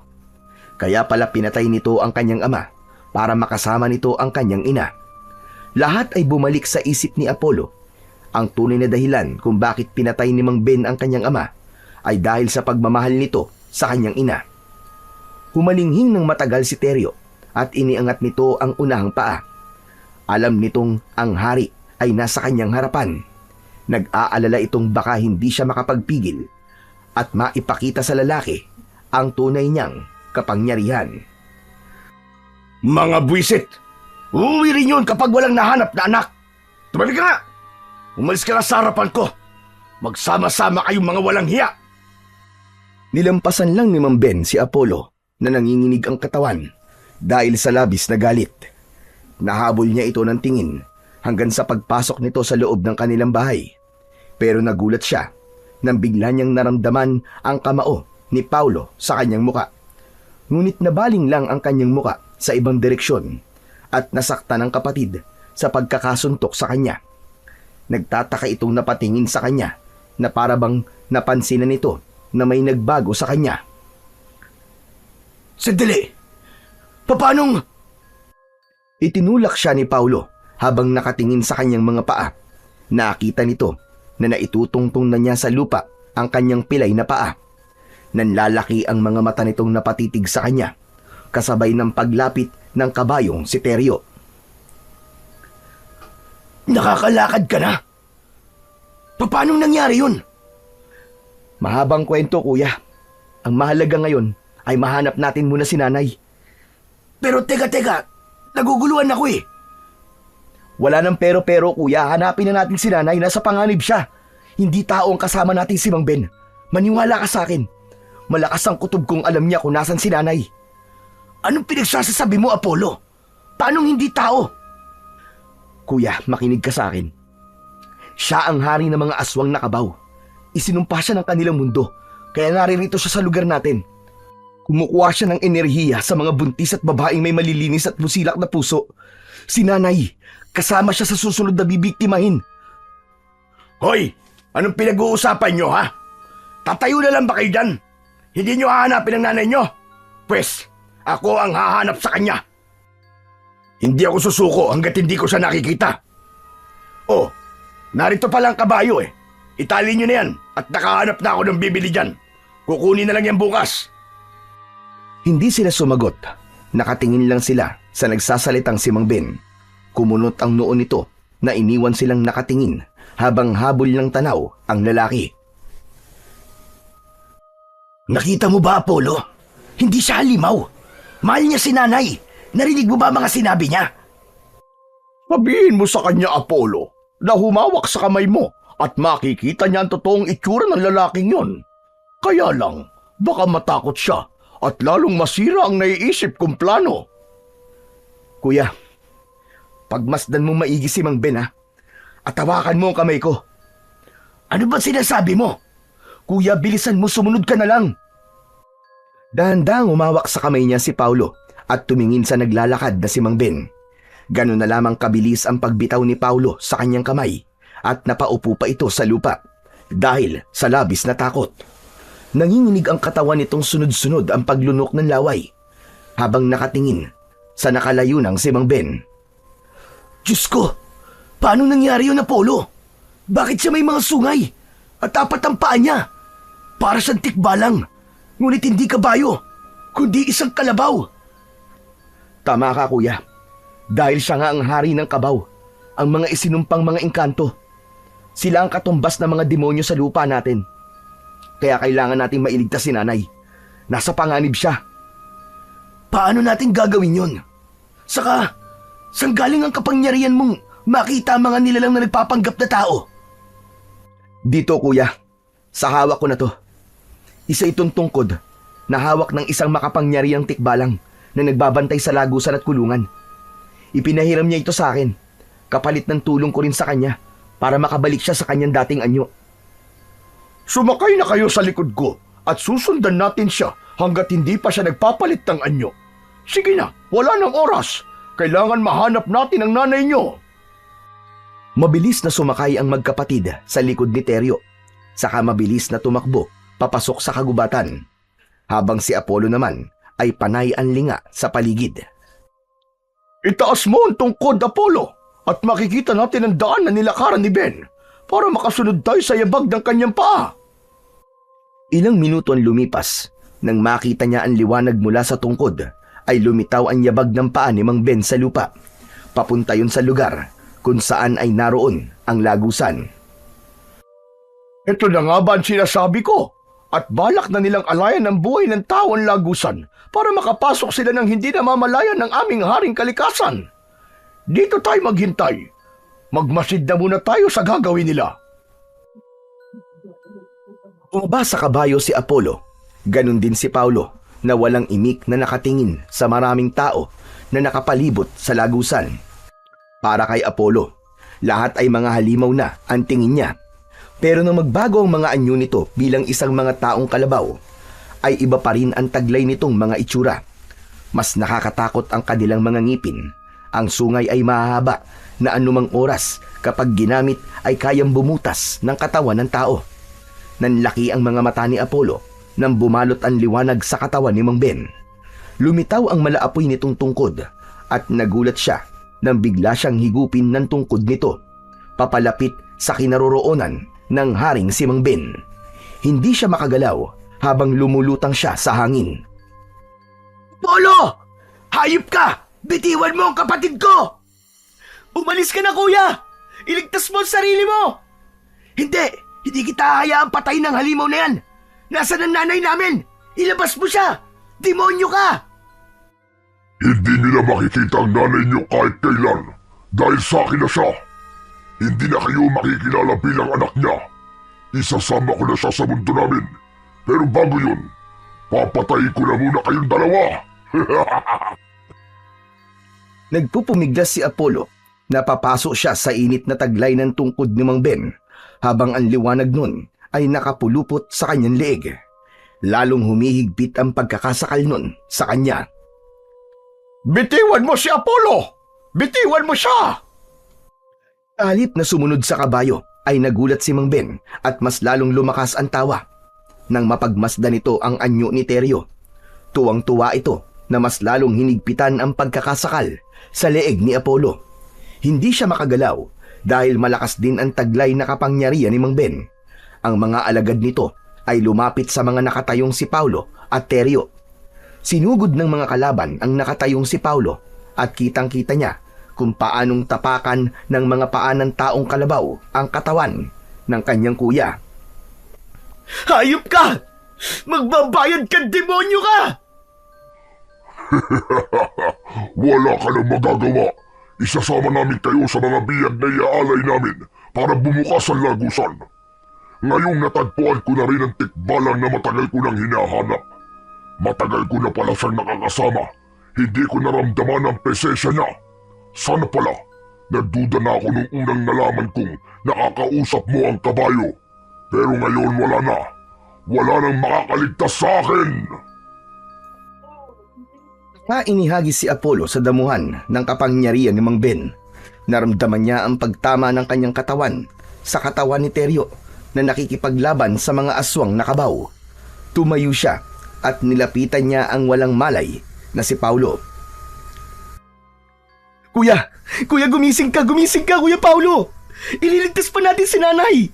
Gumising ka! Kuya! Nawalan lang siya ng malay, Apollo. Tulungan mo kung buhatin siya. Bilisan mo habang hindi pa nakakalapit ang mga alagad ni Ben. Dadaling ko si Paulo sa ligtas na lugar. Binuhat ni Apollo si Paulo at isinakay sa kabayo. Saka ito mabilis na tumakbo, papalayo. Naiwan siyang humarap sa nakatayong si Mang Ben. Panay ang halakak nito ng tawa nang makita ang galit sa mga mata ni Apollo. Hindi ko akalain na makukuha mong tungkod ng tikbalang. Wala akong kaalam-alam na nasa paligid ko lamang pala ang sisira sa aking mga plano.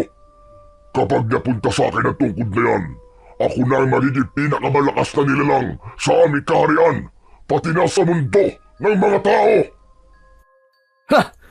Bumalik ka na sa tunay mo mundo, sa lupang pinaggalingan mo, at manatili ka na sa impyerno kasama ng mga halimaw mong alagad. Ilabas mo si nanay. Kapag may nangyaring masama sa kanya, pagpipira-pirasuin ko laman mong hayop ka! Yun ay kung mababawi niyo pa sa akin ang nanay niyo. Dahil dito pa lang, sisiguraduhin ko mapapatay ko muna kayo bago niyo makuha si Isabel. Kung mismo ang dudurog sa katawan mo, wala ka na magagawa kundi panoorin kung paano kung unti-unting ginugunaw ang mundo niyong mga tao. Hindi! Diyos lamang ang may karapatang gumunaw sa mundo. Pero ang kampo ng kadilimang kagaya mo, wala kang karapatang manggulo sa mundo namin mga tao. Mababawi ko si nanay at ibabalik kita sa kulungan na nararapat para sa'yo. Sa mundo ng mga kauri mong demonyo. Ito na ang katapusan mo! Ah! Itinutok ni Apollo ang kanyang tungkod sa nakatayong si Mang Ben. Lumabas ang malabuhawing hangin at tinumbok nito ang kalaban. Pero nakontra yun ng tungkod na apoy ni Mang Ben. Nagpang-abot yun sa gitna nilang dalawa habang ang mga alagad nito ay dahan-dahang lumalapit sa kanya ayon sa utos ng hari ng mga aswang. Sa malakas na liwanag na nagmumula sa kanilang mga kapangyarihan, Nagmistulang dala nila ang kidlat dahil sa pagkalat ng liwanag sa paligid. Kahit ang naglalaban lang ay ang kanilang mga kapangyarihan, ay nararamdaman pa rin ni Apollo ang mainit na epekto ng kapangyarihan ni Mang Ben. Unti-unti na siyang nangihina at napapaluhod sa lupa. Hindi ako magpapatalo sa iyong demonyo ka! Pinatay mo ang tatay ko! Ngayon naman, ang nanay ko! Pilit na tumayo si Apollo habang naluluwa sa sakit. Hindi niya inaalis ang paningin sa halimaw na nakikipaglaban sa kanyang kapangyarihan. Hindi niya alam kung bakit parang mas malakas ang kapangyarihan ng hari ng kadiliman kesa sa iniingatang tungkod ng tikbalang. Nararamdaman niyang matatalo na siya sa laban habang nakikita niyang umaapoy at nagliliyab na rin ang mga mata ni Mang Ben. Nakangisi itong hindi man lang naaapektuhan sa kanyang kapangyarihan. Sinasabi ko naman sa'yo na hindi mo ko kaya. Sa dami ng mga batang napatay ko at mga babaeng birhen na hinigop ng tungkod ko, habang nananatili ako sa mundo nyo, lumalakas ang kapangyarihan ko. Kaya sumuko ka na. Ibigay mo na sa akin ang tungkod at ibabalik ko sa'yo ang nanay mo. Hindi! Hindi ka magtatagumpay!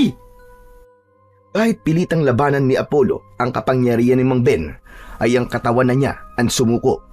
Naramdaman niya ang pagtama ng apoy sa kanyang tiyan at lumipad siya pasadsad at bumagsak sa lupa habang umuusok ang kanyang damit dahil sa tama ng apoy sa kanyang katawan.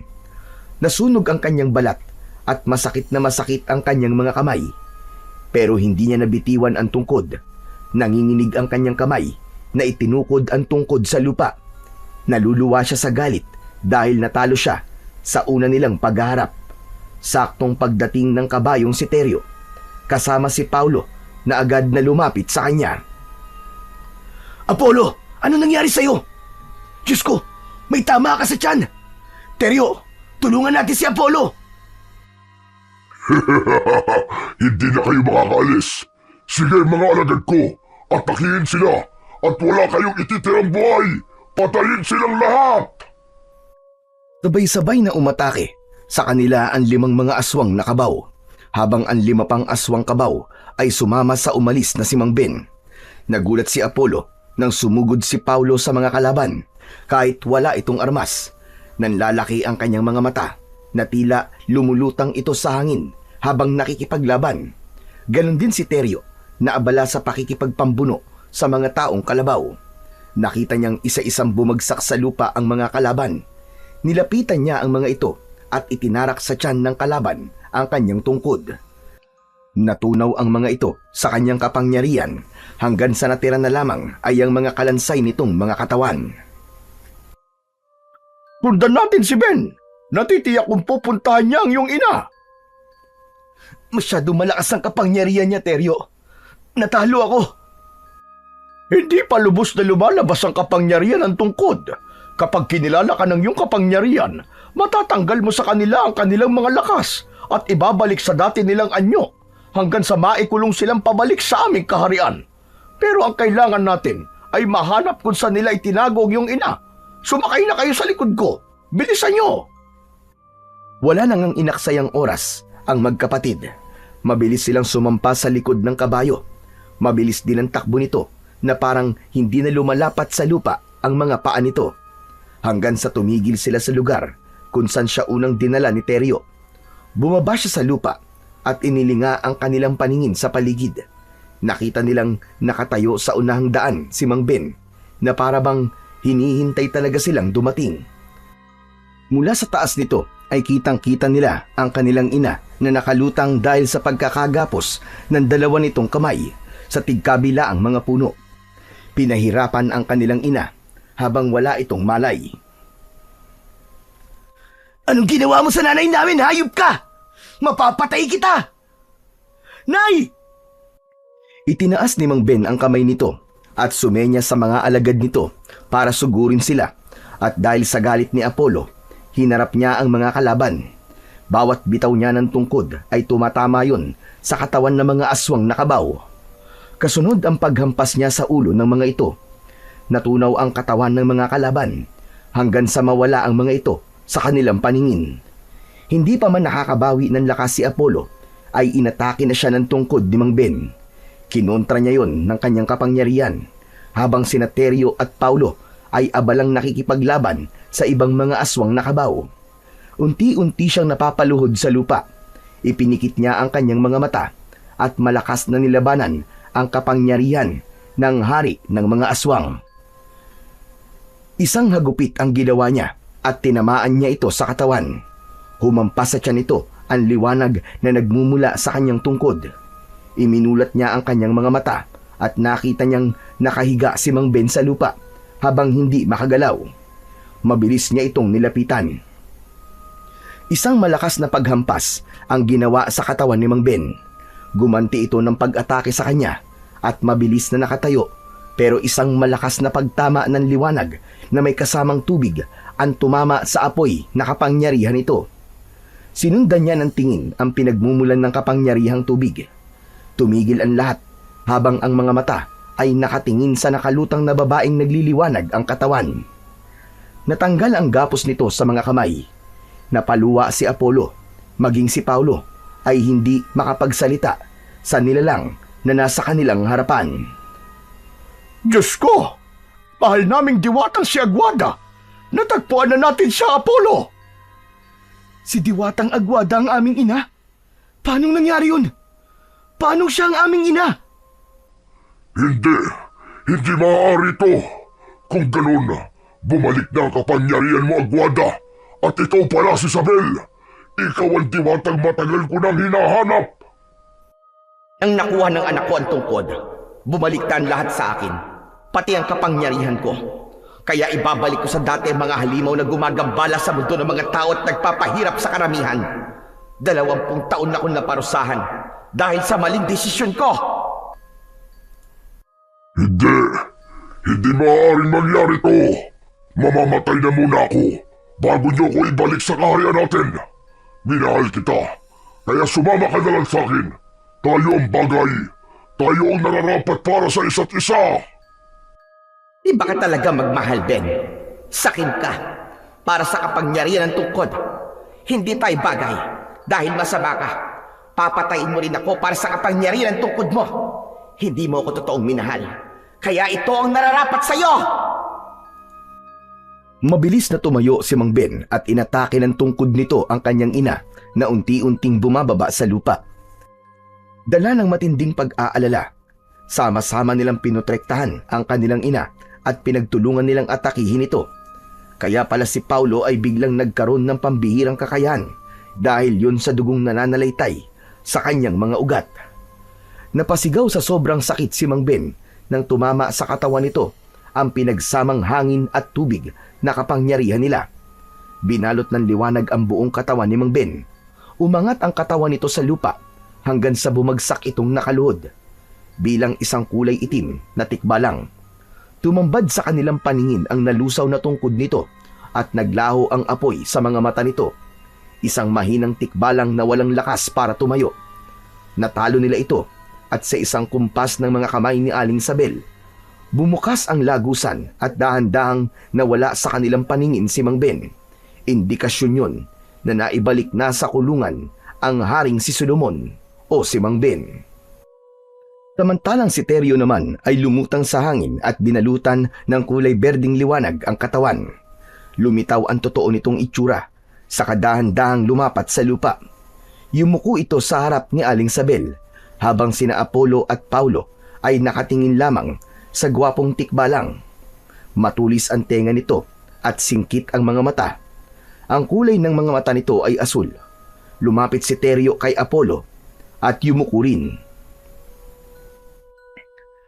Maraming salamat, Apollo, sa pagkakaligtas mo sa akin mula sa sumpa. Ang bihira! Ang pogi mo pala! Sayang at naging tikbalang ka. Kaya naman pala naging mapagmataas ka sa iba dahil angat ka sa kanilang mga itsura. Pero sana, matuto tayong makontento sa ating itsura. Maging sa ating mga katangian. Heto, ibabalik ko na sa iyo ang tungkod mo. Iniabot ni Apollo ang tungkod sa kaibigan. Tinanggap naman yun ni Teryo at hinubad nito ang suot na kwintas. Isinuot yun sa leeg ni Apollo. Yan ang gantimpala ko para sa'yo. Ang ibalik ang kakayahan mong makapaglakad. Dati ka nang may sapat na kapangyarihan, kayong dalawa ng Kuya Paulo mo. Dahil may dugo kayong diwata. Kaya siguro pinagtagpo tayo ng tadhana upang makilala natin ang isa't isa. Ingatan mo ang mutya ng tungkod ng tikbalang. Sa ngayon, isang bato lang yan. Subalit may taglay ding kapangyarihan. Magpapaalam na ako, kaibigan, para makabalik na rin ako sa pamilya ko. Maraming salamat sa iyo. Tila naging hangin si Teryo nang maglaho ito sa kanilang harapan. Kasunod naman ang paglapit sa kanila ni Diwatang Aguada.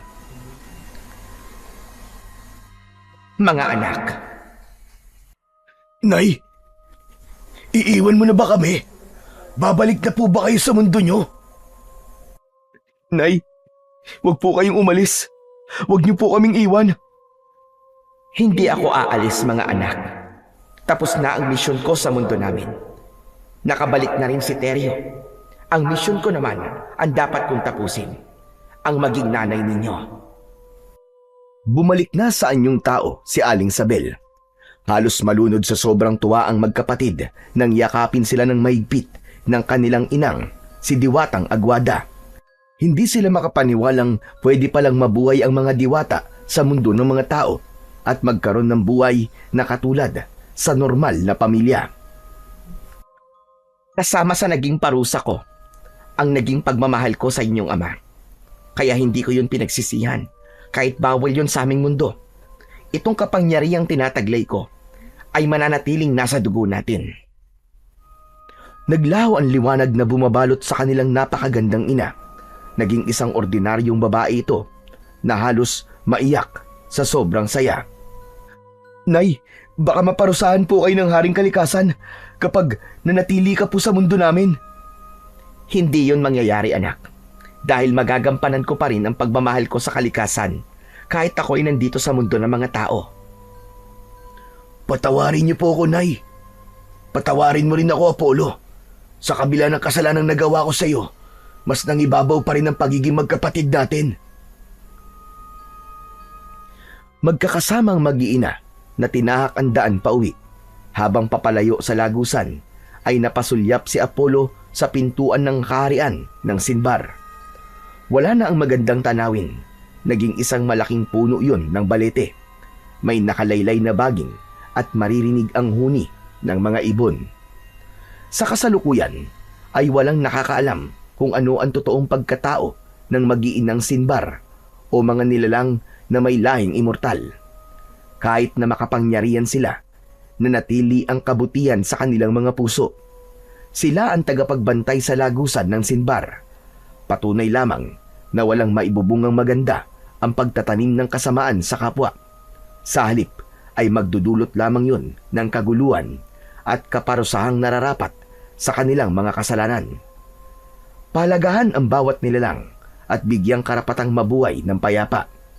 Panatilihin ang pagmamahal, lalo na sa iyong kapatid. So yun mga idol, sana po ay nagustuhan nyo ang ating kwento para sa araw na to. Ngayon naman po, ay dumako na po tayo sa inyong pinaka-nire-request at pinaka-hinihintay na shoutout portion. Pasensya na po pala sa mga hindi ko po masa-shoutout ngayon. Pero sa mga susunod pong kwento, ay pipilitin ko pong maibigay na po ang inyong request na shoutout. Ano pa pong hinihintay natin? Heto na po. Shoutout po kay Beverly Refil. Shoutout po kay Bernardita de la Cruz. Shoutout po Arnold Salazar. Shoutout po Beverly Carbajosa. Shoutout po Bruce Anthony Samonte. Shoutout po Ramil Fariolin. Shoutout po Crisilin Cabingon. Shoutout po Crispulo Dayaan 2737. Shoutout po kay Jerome Monda. Shoutout po Turta Talong. Shoutout po Angelo Dizon. Shoutout po kay Megan Mostoles. Shoutout po kay @Loosely5692. Shoutout po Jeffrey Zamora. Shoutout po Alvin Arpon. Shoutout po kay Alvin Arpon na taga Pagbilao, Quezon. Shoutout po Ruby Caballero. Shoutout po kay Alma Naong. Shoutout po kay Rowena Enriquez. Muli po, maraming salamat po sa inyong walang sawang suporta at pakikinig ng mga kwentong aswang at katatakutan sa aking munting channel na The Voice Addict at Apong Isaac. Hanggang sa susunod pa pong kwento na magpapatindig ng inyong mga balahibo mula sa mundo ng kababalaghan.